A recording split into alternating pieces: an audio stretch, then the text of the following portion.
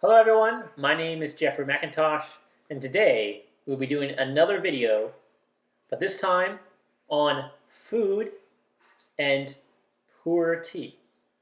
So covering a wide range of subjects. When should I drink tea in relation to when I eat? Should I pair food when I drink tea? And does diet have any role in the types of teas I should or should not drink? So we'll cover all these topics. I want to focus on pairing food with tea. Now, this is just me personally, not to say it's right or wrong, just in my experience. I'm in the strong belief that if tea is of good quality, you shouldn't have to add anything to it. It is already quite unique and enjoyable on its own. So I think that can be applied to food. When you eating small hors d'oeuvres or beverages like strong sweets or savory, salty items, that can have a drastic impact on your palate, which then can affect you being able to distinguish or pull out the detailed, subtle, beautiful characteristics a tea has to offer. So I really do not think it is ideal, especially a high-quality pour, or a tea you're trying to understand the quality of, by pairing food with it. It will not be a very effective tool in understanding the quality of the tea, though, when isolated, may be a unique experience, an entertainment-like experience. But in terms of all practical application of quality tea, I don't see, in my own opinion, a space for pairing tea.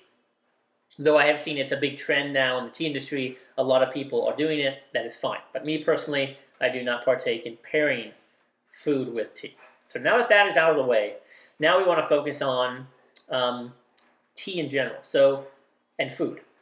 Puerh is broken down into two categories: raw puerh and ripe puerh. If you're more unfamiliar with those two types of teas, I do have a number of videos that talk about the differences in what puerh tea is.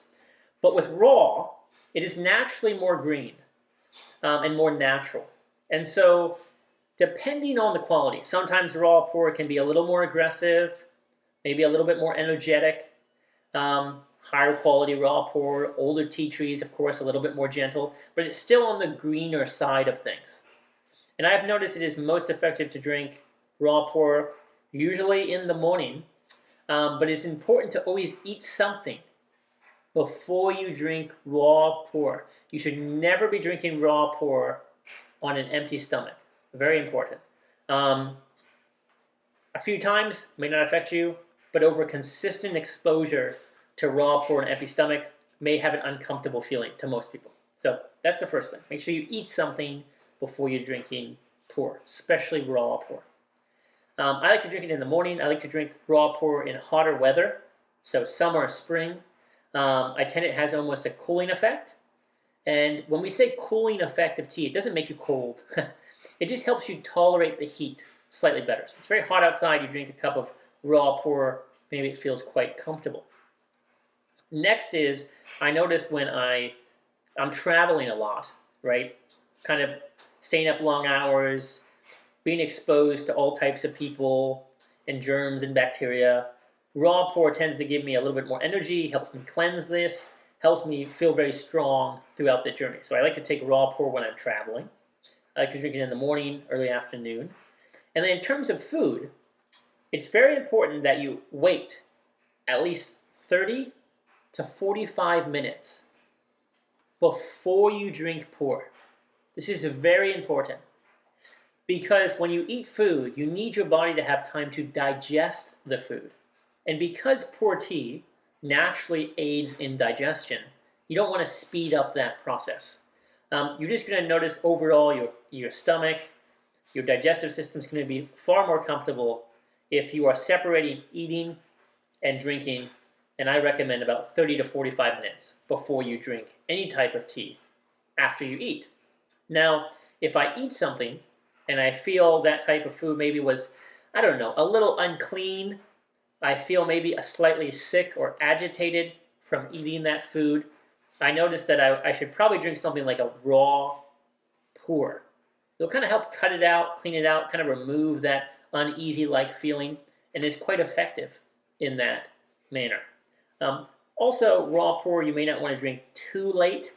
Sometimes it tends to have a little bit more caffeine than something like ripe puerh. So now let's move over to right pour. When and how should I drink right pour? Now I do notice that because of the wet piling process, the post-fermentation of right pour, you can often drink right pour, though I don't recommend it. It is probably easier to drink on an empty stomach, or maybe you don't have a lot of food. It might be far more comfortable to drink a right pour than a raw in that scenario.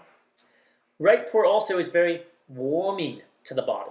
So I tend to drink it, usually in the winter or fall or in colder weather. And I often can see a lot of people like to drink right pour in the late afternoon or even evening without always affecting your sleep so much. Now, of course, everyone's a little bit different, but I have noticed sometimes right pour is a little bit less caffeinated than raw.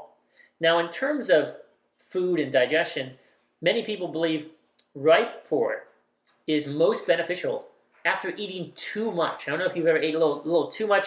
You had maybe a few too many bites you shouldn't have, and you feel a little bloated, you feel a little uneasy, you just got a lot of food in your body. Right pour is very, very effective in helping kind of remove that heaviness in the stomach.